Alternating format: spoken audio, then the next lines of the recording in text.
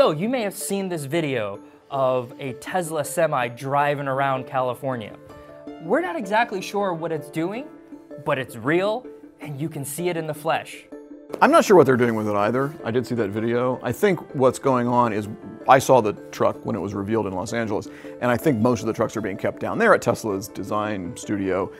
Somehow one of them made it up to Northern California, and I think it's just going back and forth between Tesla's headquarters, which is in Deer Creek in Silicon Valley, and Fremont, which is where their factory is on the east side of the San Francisco Bay. We know they can't even build their Model 3 sedan. Yeah. How the heck are they going to build a truck? That's an excellent question. They have one factory in Fremont, California, which is currently pretty well maxed out, trying to build the Model 3, which is their new mass market vehicle. They hope to sell it for 35 grand one of these days. And then their other two cars, the Model S sedan and the Model X SUV, so it was just there as well. And I don't think they really have room to build a semi-truck in there. So you look at the situation and go, and they're supposed to be building a lot more Model 3s at this point, and they aren't. Right. It's a puzzling thing. Why can't Tesla do a better job at its core, what should be its core competency, which is building stuff?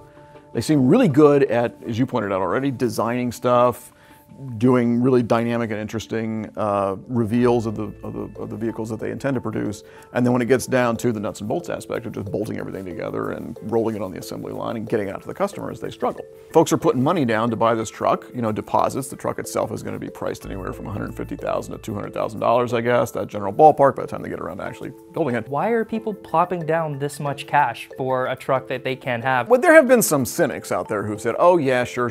These big companies are plunking down their deposits to eventually get their Tesla semis. And isn't this just marketing? Isn't it just a way for them to say, hey, we're on with the green future, the sustainable future.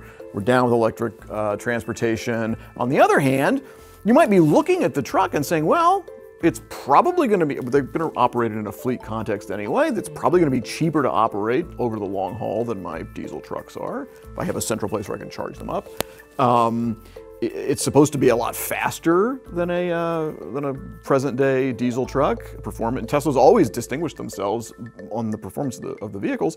You got to think about how cool it is, right? If you get inside the cab of the truck, it's nothing like a traditional, tractor-trailer big rig. It's nothing like that at all. It's almost like the deck of a spaceship. There's a couple big screens. It's all glass.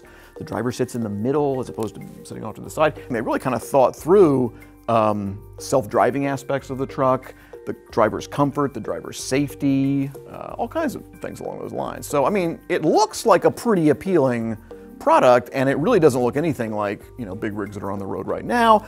But to wrap this whole thing up, in the grand scheme of things, where does the Tesla Semi exist in sort of automotive history? Well, nobody else is really, directly attacking this problem. I mean, most of the big truck makers are sticking with the platforms they've got. I mean, they might be thinking about hybridizing the big diesels, instead of making them full electric. Tesla's going full electric. I mean, if it is successful, it will be much more revolutionary and much more game-changing than doing the consumer autos.